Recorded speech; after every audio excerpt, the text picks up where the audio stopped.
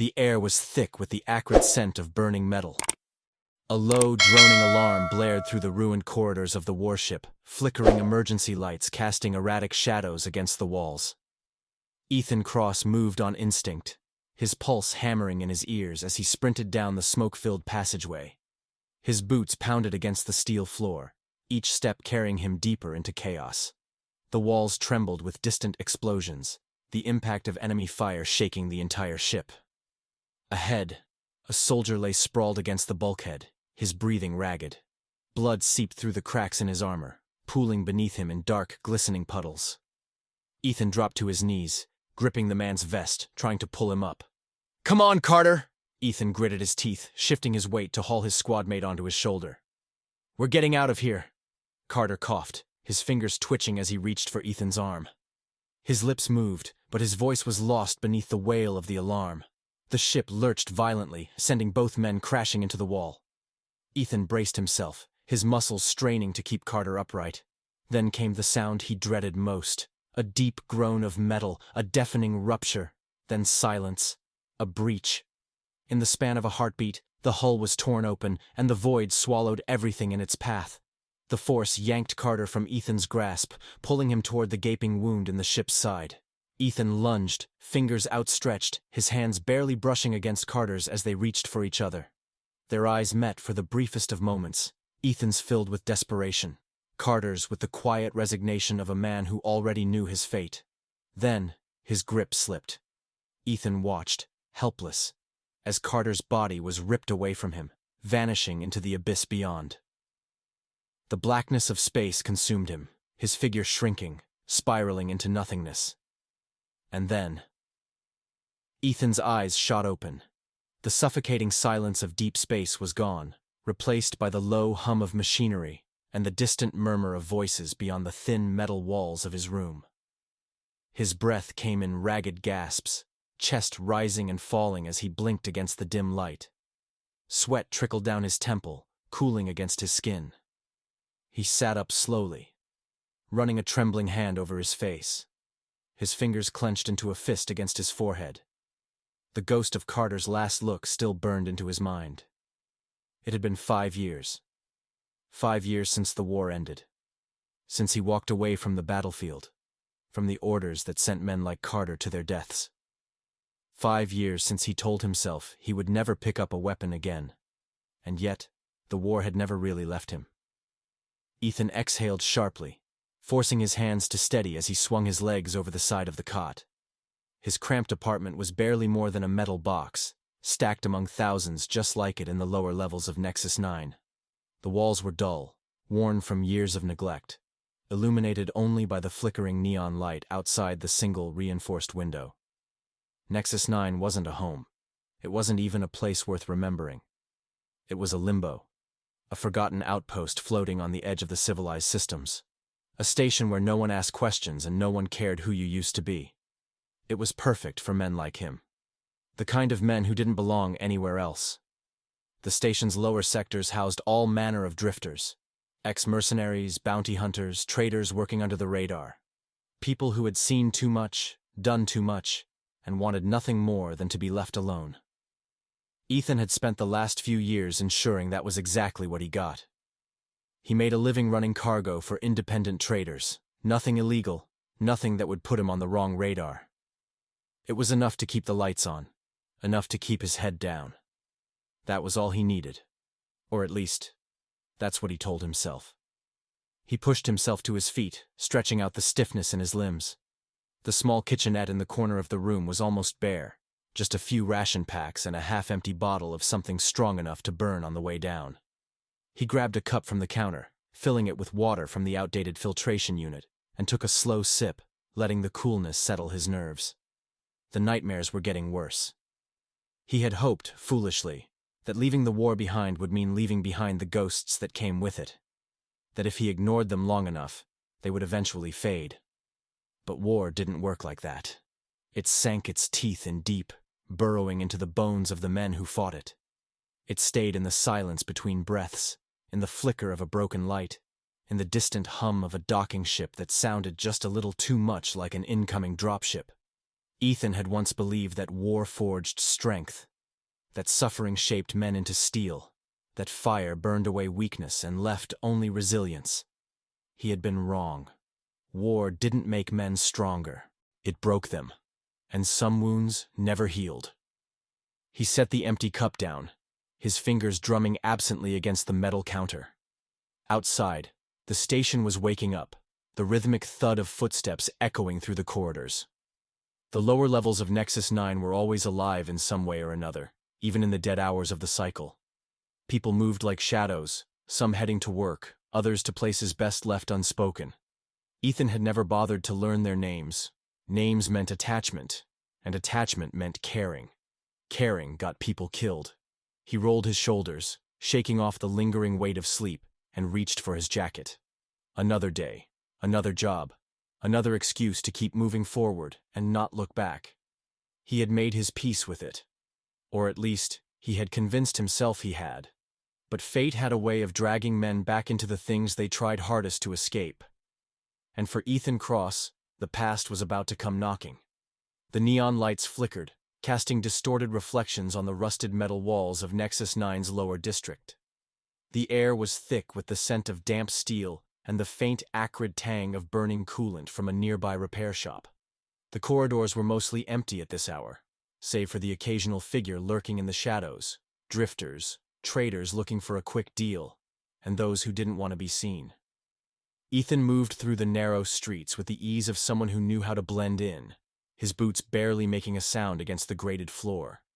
He had no particular destination, just another night, another aimless walk through the place he called home, though it had never really felt like one. As he turned a corner into one of the narrower alleys, he stopped. Something, no, someone, was there.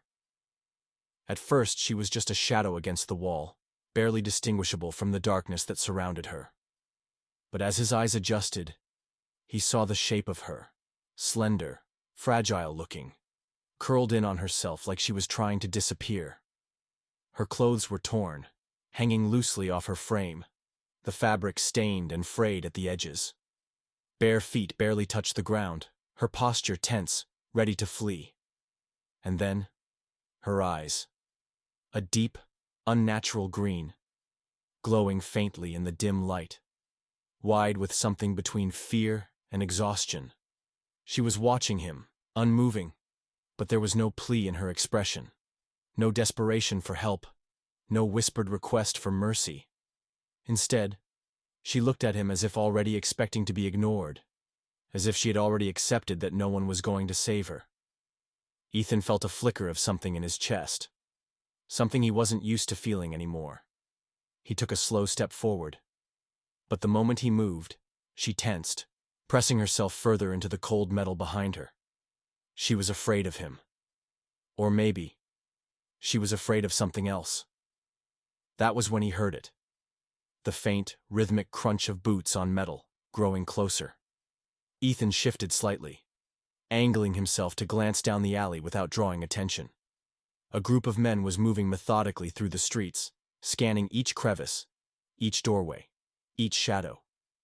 They weren't just wandering. They were searching. He looked back at the woman, noting the way her breathing had quickened, the way her fingers dug into the fabric of her own sleeve as she tried to steady herself. She was the one they were looking for. His gaze flicked downward, catching the faint glint of something against her wrist. There, just below the torn sleeve of her jacket, was a mark. Not ink, not a tattoo. Something deeper, something etched into her very skin. It was intricate, almost geometric in design, a cluster of symbols woven together like circuitry. Ethan had seen many things in his life. He had fought in wars, walked through the ruins of once thriving worlds, witnessed technology that most people could only imagine. But he had never seen anything like that. And yet, somehow, it felt familiar. His stomach tightened. His eyes moved to the small device clutched in her hand. An old, battered piece of tech, its casing scratched and worn. It was outdated, almost ancient by current standards. But the way she held it, the way her fingers tightened around it, told him it was important. More footsteps. Closer. She swallowed, her gaze darting between him and the approaching figures. Then, finally, she spoke, her voice barely above a whisper, but strong despite its tremor. "I don't want to die." Ethan stared at her for a long moment, his mind already calculating the risks, the consequences. He didn't know her. Didn't know what trouble she had dragged to this station. Didn't know why Orion Division had set their sights on her. And he shouldn't care. He should turn around, keep walking, pretend he never saw her. That's what he would have done before. But then she met his eyes again, and something shifted. It wasn't just fear in her expression. It was the quiet, hollow look of someone who had been running for far too long, who had already resigned herself to the fact that no one would ever choose to stand between her and the people hunting her. Not out of kindness, not out of duty, just because that was how the universe worked. And Ethan hated that he understood. He exhaled, barely a sound, just a slow release of breath. Then, he moved. Not away. Toward her. Her eyes widened slightly as he reached for her wrist, his fingers brushing against the strange markings on her skin. He ignored the way they seemed to pulse under his touch, ignored the faint electric sensation that prickled at his fingertips. Instead, he pulled her forward, his grip firm, but not forceful. She didn't resist. The moment her body left the wall, she stumbled slightly, and for the first time, Ethan realized how weak she was. The exhaustion in her limbs, the way she swayed unsteadily, like she had been running for so long that her body had started to forget how to stop. He steadied her without thinking. The footsteps were too close now. No time. Ethan turned sharply, pulling her with him, guiding her deeper into the alley just as the men entered the street behind them. He pressed himself against the wall, keeping her close, his body shielding hers from view. He could hear the tension in her breathing, feel the slight tremor running through her frame. The men stopped just feet away. "Check the side streets," one of them muttered. "She couldn't have gotten far." Another voice, colder, more authoritative. "She has the device. We can't let her leave the station." Ethan's jaw tightened. Who the hell was she? The sound of boots scraping against metal made his muscles coil, every instinct screaming at him to move. But he didn't. Not yet. He felt the woman shift slightly, pressing herself further into the shadows, her breath barely ghosting against his chest. One of the men passed by the alley entrance, his eyes sweeping across the darkness. For a second, Ethan thought they had been spotted. Then, just as quickly, the man turned away. A pause. Then another order. "Keep searching." The footsteps receded. Ethan didn't let go of her wrist. Not yet. He waited until the sounds had fully disappeared into the distance before finally exhaling, loosening his grip. Only then did he turn to look at her again, meeting those glowing green eyes in the dim light. "What the hell have you gotten yourself into?" She didn't answer, but she didn't need to. Because Ethan already knew. This wasn't over. Not even close. The apartment was dimly lit, the only source of illumination coming from a flickering overhead light that cast long, uneven shadows against the metal walls. The hum of the station's ventilation system filled the silence, a steady drone that did little to ease the tension pressing between them. Nyx sat in the farthest corner of the room, her back against the cold steel, knees drawn up as if she were trying to make herself smaller. Her glowing green eyes never left Ethan, watching him with the cautious intensity of a wounded animal, uncertain if it had been saved or simply delayed its inevitable fate. Ethan stood by the small kitchenette, arms crossed, his gaze locked onto her like a puzzle he had yet to solve. He had seen fear before. He had seen desperation, loss, and that hollow look of someone who had run out of places to hide. But there was something else in her eyes, something deeper than fear. A secret too heavy to carry alone. He took a slow breath, choosing his words carefully. "Who are you?" His voice was calm, but firm, leaving no room for avoidance. Nyx's fingers tightened around the fabric of her torn sleeve, but she didn't answer. Her gaze flickered to the door for the briefest moment, as if considering the possibility of running, but they both knew she had nowhere left to go. Ethan took a step closer. "They weren't just bounty hunters," he continued. I've seen mercenaries. I know how they work. These guys weren't after money. They wanted to erase you. At that, Nyx's breath hitched slightly, though she masked it well. He had touched on something real. You want me to trust you, she finally spoke, her voice quiet, measured, like she was testing the weight of each syllable before letting it out into the open. But I don't even know if I can trust myself anymore. Ethan frowned, watching her carefully. Then start with the truth. Nyx hesitated, her fingers unconsciously tracing the strange markings on her wrist. The silence stretched between them, thick with unspoken thoughts, before she exhaled and finally lifted her gaze to meet his. My planet is gone. The words hung in the air, heavy with a weight that neither of them fully understood. Ethan's brow furrowed. Gone? Nyx nodded, her voice steadier now, though there was something distant in her tone, as if she were recalling a memory that didn't feel real even to her. Not destroyed, not invaded, just gone. Her fingers tightened around her arms as she swallowed hard. One day, Valara 7 was there. The next, it wasn't.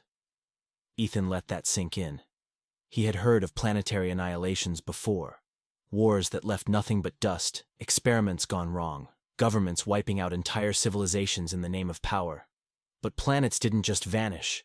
That wasn't how the universe worked. There was no warning, she continued, shaking her head slightly. No alarms, no battles. One moment my people were going about their lives, and then, her voice faltered for a second, and then there was nothing.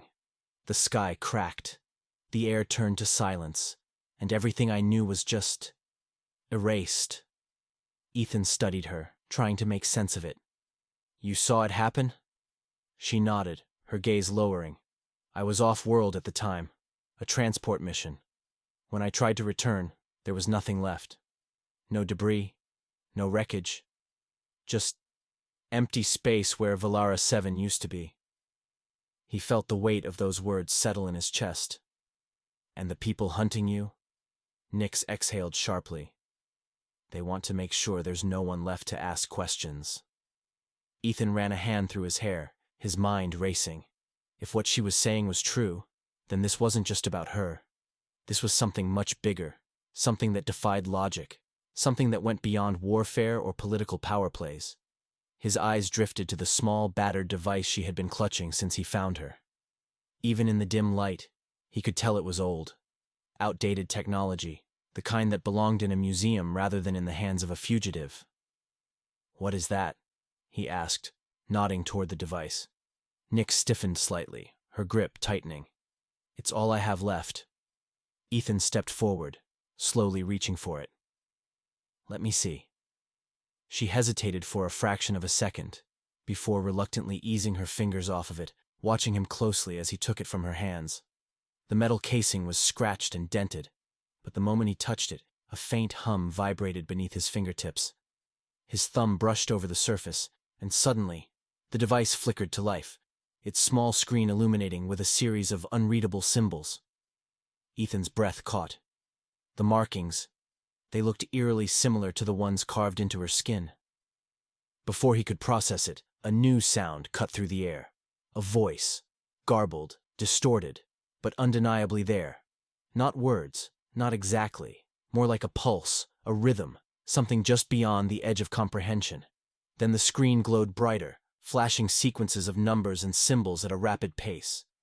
Ethan barely had time to react before Nyx lunged forward, snatching the device from his hands. The moment it left his grip, the light vanished, as if it had never been there at all. She clutched it against her chest, her breathing unsteady. You shouldn't have done that. Ethan held up his hands, more intrigued than offended. What the hell was that? Nyx's jaw tightened. I don't know. But it reacted to me. She swallowed, looking away. It reacts to anyone who shouldn't exist. The words sent a chill through him, though he wasn't sure why. He took a step back, exhaling slowly. Whatever this is, he said, his voice quieter now, more thoughtful. It's not just about you. Nyx nodded slightly, her fingers still curled protectively around the device. For the first time since he had found her in that alley, she looked like she was considering the possibility that she might not be alone in this anymore. Ethan sighed, rubbing the back of his neck. "All right," he muttered. "Let's say I believe you. Let's say your planet really did vanish into thin air and someone out there is trying to make sure no one finds out why. That still doesn't explain one thing." Nyx lifted her gaze, wary. "What?" He gestured toward her wrist, where the strange markings still pulsed faintly under the skin. "Why you?" She exhaled, shoulders tensing. "Because I shouldn't be here either." The way she said it sent a prickle of unease down his spine. He wanted to press her for more, wanted to demand answers, but something in her expression made him hold back. This wasn't just about survival for her. This wasn't just about running. This was about something deeper, something she wasn't ready to say yet. And for some reason, Ethan found himself willing to wait. The silence stretched between them, no longer as tense as before. For the first time, it felt like an understanding had been reached, even if neither of them had said it out loud. Nyx had spent too long looking over her shoulder, waiting for the moment someone would betray her, waiting for the inevitable end of the road. But now, for the first time in a long time, she wasn't alone. And Ethan, despite everything, despite the ghost still lingering at the edge of his mind, wasn't sure he wanted to walk away. The air in the lower districts of Nexus 9 was thick with a metallic tang, a mixture of engine exhaust, rust, and the faint scent of spilled fuel from the docking bays above. The neon signs flickered unpredictably, casting an erratic glow over the narrow streets. Ethan moved through the winding corridors with purpose, his boots making steady but quiet steps against the steel flooring. He had spent years learning how to navigate places like this, where danger hid in plain sight, and trust was a currency more valuable than credits. He wasn't here to make friends. He was here for answers. Marlowe's shop was buried deep within the underbelly of the station, a cluttered space crammed between two larger vendor stalls selling stolen ship parts and counterfeit security passes. The front of his shop was nothing more than a rusted counter piled high with outdated datapads, old comm units, and other tech relics scavenged from derelict ships. Marlowe himself was hunched over a console, his cybernetic eye whirring softly as he scrolled through a stream of encrypted messages. When Ethan stepped into the dimly lit space, Marlowe barely looked up. "Didn't think I'd see you again, Cross." His voice was gruff, disinterested, but Ethan knew better. Nothing happened on this station without Marlowe knowing about it. Ethan leaned against the counter, keeping his voice low. "I need information." Marlowe sighed, still not looking away from his console. "You and everyone else." "This is different," Ethan pressed. "Orion Division." That got his attention. Marlowe's fingers froze over the screen, the faint glow of the display reflecting in his artificial eye. Slowly, he leaned back in his chair, his expression shifting from disinterest to something more guarded. "That's a name people around here try not to say out loud." Ethan didn't blink. "Good thing I'm not most people." Marlowe exhaled through his nose, then reached for a small metal case beneath the counter. He placed it between them, tapping twice on the top. The case emitted a faint beep, the sound of an internal scrambling device activating, a precaution against listening devices. "They don't operate like mercs," Marlowe muttered. "They don't take contracts. They don't work for credits. Orion Division cleans up messes, the kind of messes no one is supposed to know about." Ethan's jaw tightened. "And they're after her." Marlowe nodded. "Not just after her. They're tracking her." That gave Ethan pause. "How?" Marlowe pulled up a data file, spinning the console so Ethan could see. A rotating 3D model flickered on the screen. A biological scan, but unlike anything Ethan had seen before. "They don't need beacons or tracers," Marlowe continued. "They've got tech that works off biosignatures. DNA sequencing, electromagnetic field mapping, even neural imprints. Whatever they did to her, it's in her system. She can't hide from them." Ethan frowned, absorbing the weight of that revelation. "They've already marked her." Marlowe shut off the screen. "Wherever she goes, they'll find her. It's not a matter of if. It's when. Ethan didn't waste time. He turned on his heel and left the shop, the tension in his gut twisting into something worse than unease. If Marlowe was right, if Orion Division really had locked onto Nyx at the genetic level, then it didn't matter how many back alleys they slipped through. They weren't hiding. They were waiting to be found. When he reached the apartment, he knew something was wrong before he even stepped inside. The door was still sealed, the locking mechanism intact, but the air inside felt different, charged, like the static hum before a storm. Then he heard her breathing. It was ragged, unsteady. He stepped inside quickly, shutting the door behind him. Nyx was sitting on the edge of the cot, hunched over, her arm wrapped tightly around her wrist. The moment he got closer, he saw it. The faint, eerie glow pulsing beneath her skin.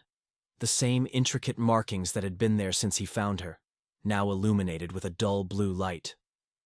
She looked up at him, her eyes clouded with something between pain and panic. Something's wrong. Ethan didn't need her to tell him that. He crouched down, reaching for her wrist, but she flinched before he could touch it. The glow flickered, then pulsed again, stronger this time. "It started a few minutes ago," she said through gritted teeth. "I don't know what's happening." Ethan clenched his jaw. "They're tracking you." Her breath hitched. "What?" He sat beside her, his mind racing. "It's not just a tracker. Orion Division has your DNA coded into their system. No matter where you go, they'll always be able to find you." Nyx stared at him, the color draining from her face. "Then what's the point of running?" Ethan was silent for a moment. He didn't have an answer. The markings on her wrist flared again, and she sucked in a sharp breath, her fingers digging into her arm. It wasn't just glowing, it was burning. He moved quickly, grabbing a small medical scanner from his pack. The device hummed to life as he ran it over her wrist. The readings flickered across the screen, the numbers and symbols shifting too quickly for him to process immediately. Then, the alert flashed red. Foreign signal detected. Ethan swore under his breath. "They're not just tracking you," he muttered. "They're activating something." Nyx shuddered, her shoulders trembling as another pulse of energy coursed through her veins. "I don't understand," she whispered. "Why would they—" Then she gasped, her body jerking slightly. Ethan caught her before she could fall, gripping her shoulders, steadying her. "Nyx." Her breathing came in sharp, uneven bursts. "They know where we are." Ethan didn't waste another second. He grabbed a small duffel from beneath the cot, stuffing in the few supplies he had. Weapons, rations, a makeshift comm scrambler. "We have to go," he said. Nyx forced herself upright, still gripping her arm, her skin clammy. "How long do we have?" As if in answer, a distant sound rumbled through the station. A low, mechanical groan, like a ship docking in one of the private bays. Ethan's expression darkened. Not long. They had to disappear before Orion Division reached them. But if Marlowe was right, if there was no way to stop the signal embedded in Nyx's very being, then disappearing wasn't enough. They needed a way to break the connection. Or at the very least, make sure Orion Division never saw them coming. The air inside the cramped apartment was heavy with silence. Nyx sat on the edge of the cot, staring down at the small device in her hands, the dim glow from its cracked screen flickering weakly against her skin. Her breathing was shallow, steady, but there was a tension in the way her fingers curled around the device, as if she was bracing herself for what came next. She had already made up her mind. She couldn't stay. Ethan was standing across the room, his back to her, double-checking the ammunition count on his sidearm. His movements were methodical, practiced, but he had known something was off the moment he had stepped back inside. He had learned long ago how to read the weight of a room, how to recognize when someone was holding something back. He hadn't said anything, hadn't pushed, but the silence stretched too long, and now she was avoiding his gaze altogether. When she finally stood, her steps were quiet, deliberate. She moved toward the door without hesitation, her body tense but resolved. Ethan turned at the last second. "You really think I wouldn't notice?" His voice was low, even, But there was an edge to it. Nyx froze, her fingers hovering over the door's control panel. For a moment, she didn't respond. But then she inhaled slowly, her shoulders squaring as she turned to face him. Her glowing green eyes flickered with something unreadable. "You can't stop me," she said. Ethan studied her, his expression unreadable. "You're right, but I don't think you'll make it 5 steps past this door." She scoffed, shaking her head. "I'm not your problem, Ethan." He took a slow step forward. "You think walking out of here makes you less of a target? Orion Division isn't going to stop looking for you just because you make it easier for them." Nyx's jaw tightened. "Then, I die alone." The words hit harder than she had probably intended, but Ethan didn't flinch. He simply kept his gaze locked on hers, unmoving, unwavering. "You don't die at all," he said. "Not tonight." She hesitated, her fingers curling into fists at her sides. "I don't want to drag you into this." Ethan exhaled sharply, shaking his head. "You already did." The moment stretched, heavy with everything neither of them was saying. Then, before either of them could say another word, the sound of approaching footsteps echoed from the hallway outside. Not just footsteps. Boots. Heavy. Measured. Trained. They had found them. Ethan reacted instantly. He grabbed Nyx by the wrist and yanked her back from the door just as the first shot blasted through the panel. Sparks rained down, the acrid scent of burning circuits filling the air. "Move!" he barked. Nyx didn't hesitate. She followed as he dragged her through the apartment, past the scattered supplies he hadn't had time to pack, toward the maintenance hatch he had pried open days ago, just in case they needed a secondary exit. Now they did. Another blast rocked the doorframe. The lock held for now, but not for long. Ethan dropped to one knee, prying the hatch open. "Go." Nyx slid through first, landing in the dark service tunnel beneath the apartment. Ethan followed a second later, just as the front door finally gave way behind them. The force of the explosion sent a shockwave through the narrow passage, but they were already moving. They ran through the dimly lit tunnels, weaving through the maze of old piping and forgotten infrastructure that ran beneath Nexus 9's lower sectors. Ethan led the way, his pulse hammering in his ears as he counted the turns in his head, calculating the fastest route to the docking bays. If they could get to a ship, if they could launch before Orion Division locked down the station's perimeter, they had a chance. Just a chance. The tunnels opened up into an old maintenance corridor, one of the many forgotten parts of the station that no one bothered to patrol. But just as they cleared the last corner, a sharp crack echoed through the air. A shot. Then a strangled noise. Ethan spun just in time to see Nyx stumble forward, her knees buckling beneath her. His heart slammed against his ribs. She was hit. He caught her before she collapsed completely, lowering them both behind a stack of old cargo crates for cover. His hands moved instinctively, pressing against her side where the wound was already staining her clothes a deep, dark red. Nyx let out a shaky breath, her face pale, her body trembling against his. "Damn it," Ethan muttered under his breath, his grip firm but careful as he checked the severity of the wound. It wasn't immediately fatal, but it was bad. Nyx let out a weak chuckle, her breath uneven. "Told you. I should have left." Ethan's jaw tightened. "Not funny." She gave him a faint smirk despite the pain. "Little funny." Ethan ignored her, his mind racing. They were out of time. He needed to move, needed to get her to the ship before she lost too much blood. Above them, voices shouted orders. Orion Division was spreading out, searching. They wouldn't have long before they were boxed in. Ethan exhaled sharply, shifting Nyx's weight against him. "Hold on." She didn't argue. He lifted her carefully, keeping her close, and forced himself to move. The last stretch to the docking bays was a blur. Every step sent a fresh wave of heat through his muscles. Every second counted down like a ticking clock in his mind. He could hear the station's security systems kicking in, the faint warning alarms that signaled a sector lockdown. They were closing in, but so was the ship. It was a small transport, barely held together, but it was prepped for launch.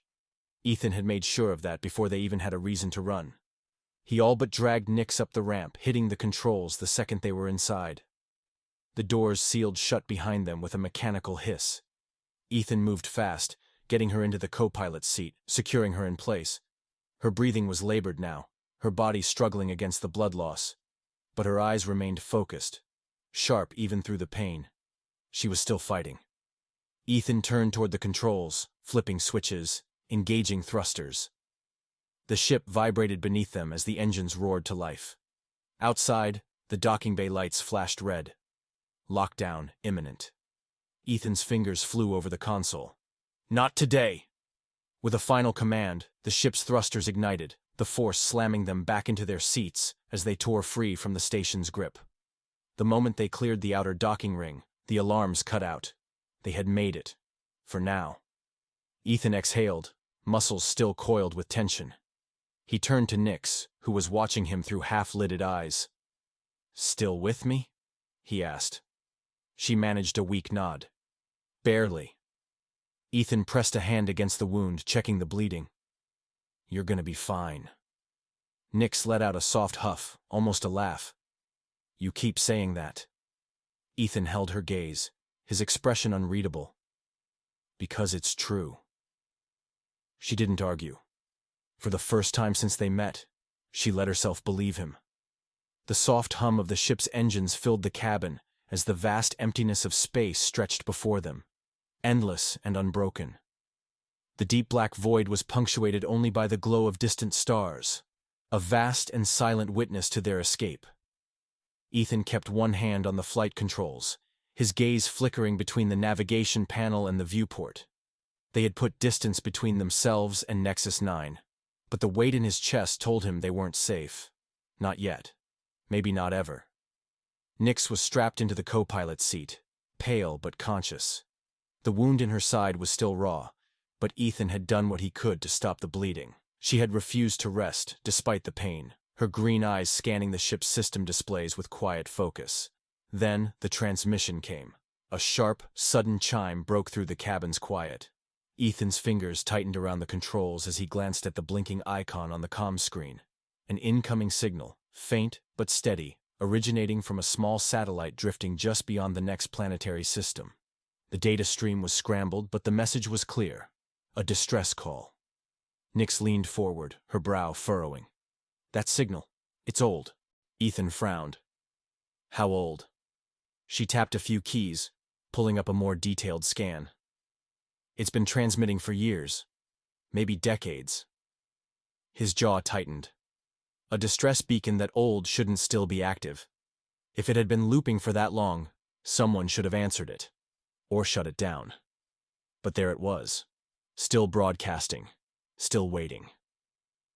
Nix inhaled slowly, her voice barely above a whisper. "It's using Velaran encryption." Ethan turned to her, the weight in his chest growing heavier. "If someone from Valara 7 sent that," she said, her voice laced with something close to hope, "they might still be out there." Ethan hesitated. Logic told him this was a bad idea. A relic from a dead world didn't just start transmitting again without a reason. But if there was even the smallest chance that someone had survived, if this could lead them to the truth, Nix deserved that chance.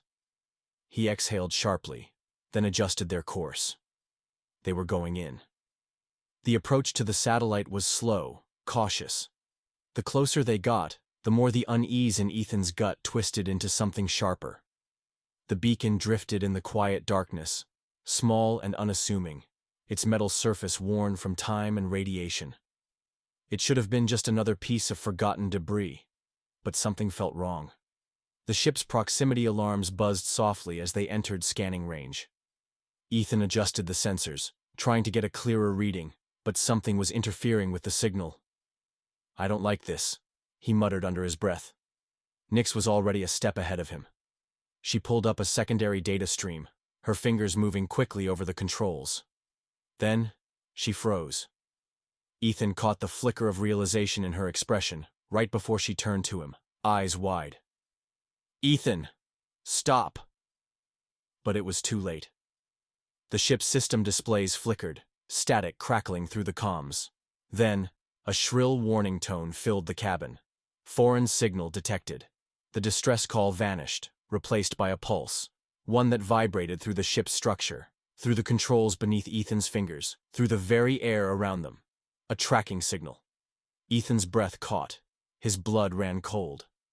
This wasn't a distress call. This was a trigger. A trap. A sharp jolt rocked the ship as the gravitational field around them shifted. A shadow loomed on the navigation screen. A vessel emerging from the darkness, its sleek form barely visible against the blackness of space. Orion Division had been waiting for them. Ethan's hands flew over the controls. We need to move. Now. Nix was already rerouting power to the engines, bypassing safety protocols to push the ship's thrusters to their limit. The hum of the reactor deepened, the frame of the ship vibrating under the sudden surge of acceleration. But the enemy vessel was fast. Faster than them. They weren't going to outrun this. Another alert blared as a targeting lock engaged. Ethan's pulse spiked as he wrenched the controls, sending the ship into a sudden dive, just as a bolt of energy tore through the space they had occupied a fraction of a second before. Nix gritted her teeth. They're hurting us. Ethan knew she was right. The shots weren't meant to destroy them outright. Orion Division wanted them alive. Or at least, Nix alive. A sick feeling twisted in his gut. This had never been about capturing her. They had wanted her to come here. Ethan forced himself to push that thought aside. They still had one chance. He pulled up the navigational overlay, searching for anything. An asteroid field, debris, something they could use. Then he saw it. Just ahead, a derelict space station drifted in the void, its hull fractured, its docking bay doors half open. A ghost of the past, abandoned and forgotten. A perfect place to disappear. He pointed. We make it inside. We might be able to break their lock on us. Nix didn't question him. She adjusted their trajectory as another blast rocked the ship, warning alarms blaring as the enemy vessel closed in. The station loomed closer. Seconds stretched into eternity as they tore toward the docking bay, the gap barely wide enough for them to fit. The ship's hull creaked as Ethan forced the thrusters to max output, pushing them past the point of safety. Another shot fired. The energy bolt clipped their left wing. The ship spun, alarms screaming. Ethan gritted his teeth, fighting for control. The docking bay was right there. They just had to. A final burst of acceleration sent them barreling inside. The moment they crossed the threshold, Nix slammed the emergency shutdown. The ship jerked violently as it skidded across the debris-littered floor, sparks flying as metal ground against metal. Then, silence. Ethan barely had time to catch his breath before he turned to Nix. Are you... I'm fine, she cut in quickly. But they know we're here. He didn't argue. He already knew that. Outside, the Orion vessel hovered just beyond the station, its lights scanning the docking bay entrance. They weren't leaving. Not yet. Ethan clenched his jaw. We need to find another way out. Nix exhaled, steadying herself. And if there isn't one? Ethan met her gaze. Then, we make one. The truth about Valara 7 wasn't just buried. It was being erased. And if they didn't act fast, they would be erased with it. Across the galaxies, across time itself. You've found your way here. Where are you watching from? Drop your location in the comments. Let's see how far across the universe our community reaches. And don't forget to subscribe and turn on notifications, because tomorrow's episode will take you even deeper into the unknown. You won't want to miss it.